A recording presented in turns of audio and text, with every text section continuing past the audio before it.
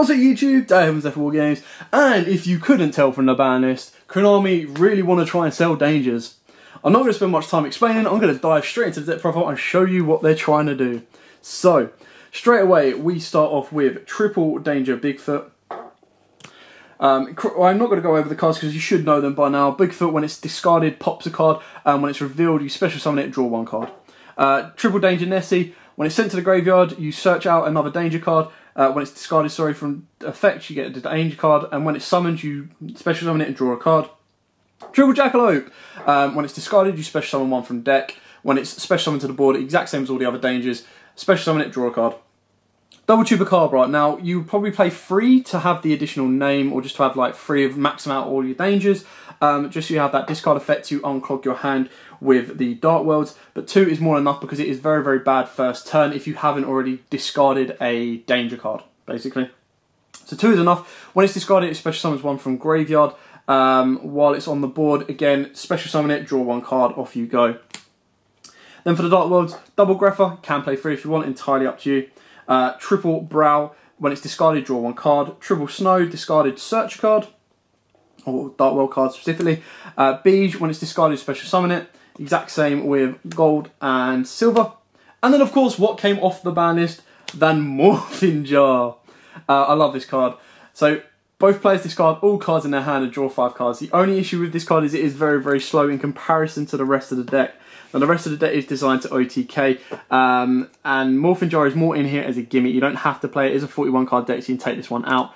But it is very, very useful to play Morphin Jar, because should you flip, you'll discard all cards in your hand. If you've not got any cards, it's fine, you're plus in 5, which is the one downside with dangers. If they do go first, they do empty their hand out quite easy. So Morphin Jar can be a way of getting it back. Obviously, what you've got to remember is if you do set Morphin Jar face down, chances are your opponent's going to know exactly what card it is if they've got their head screwed on properly. If they don't and they do attack it, or if they don't attack it, you flip it next turn, you reset the board state, you reset your hand, and that could be 5 more dangers to kind of push your plays further forward.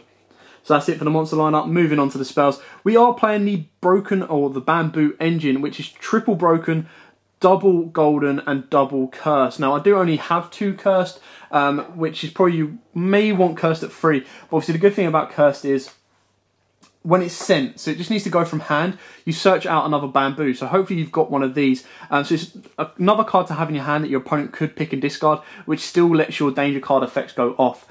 Now obviously the reason we're playing the Bamboo Engine is you equip a broken bamboo to one of your monsters, and then hopefully you get into the golden with the amount of draws you're doing. You activate the golden, and you get to draw 2 more cards. Obviously, Cursed Bamboo can bounce back the Broken should you need to. And it's just it's just something that I'm trying out. This is a 7-card engine. You can take this out for an engage for a Sky Striker engine if you have it, because then obviously you're playing with triple engage, drones, which then uses and abuses the extra monster zone that might be a little bit more helpful for the danger deck itself. To play and to complement this, we have obviously taken out Allure of Darkness as well, so you can bring that back in should you wish. We've got Double Drag Down to the Grave because you either want to empty your hand and leave 1 card in hand, or you want to make sure that the cards your opponent are discarding from your hand are all going to be of a bonus to you, and you want to be using that early to rip out a hand trap. Triple Dark World Dealings, again, draw, discard is very, very useful in this deck. 2 Called by the Grave because you don't want to get hand traps, so you want to have as many ways to stop it as possible, and it is only at 2. The Spice of Double Mask Change 2 to go into your Master Hero Darklaw, because we do have a load of targets. So obviously we've got Silver, Gold, Beige, Snow, Brow, Chupacabra and Jackalope. And then obviously if you were to discard Chupacabra or Jackalope, you'll then get their effects off as well. So it can be very, very useful. Double trading for our 5 targets. And the 1, Card Destruction. I mentioned this in the hero deck profile, but Card Destruction and Darklaw equals filth. If you get Darklaw on board, activate Card Destruction, reset the hands, everything your opponent discards gets banished, everything you discard you get pluses off of, and then on top of that, Darklaw will then get to rip one from your opponent's hand once they've added off of Card Destruction. Very, very powerful card. Helps either reset your hand from bricky hands, and then you get to flood the board with either dangers or dark worlds, whatever you need to. Or, of course, you're causing your opponent issue if you use it under Darklaw. So it's a very, very powerful card. I would not be surprised if this gets used and abused in this meta coming up. It can be risky because you can be discarding your opponent's hand of loads of hand traps, and then they draw into an Ash or something like that that can then stop your plays. Of course, Ash will stop card destruction as well, so you've got to be very, very careful on that one. So, moving on to the extra deck, keeping it quick and simple. So for the level 8 XYZs, we've got number 90, Galaxy Eyes Photon Lord. This is just to negate monster effects, and then of course you've got the Hope Harbinger, which did get a nice little reprint in the Sci-Ho special editions to negate spells or traps. Then we've got the 2 Masked Hero Dark Lord. We do play 2 Mask Change 2, so I want to be going into Dark Lord. I think he's incredibly powerful and can cause my opponent a lot of issues.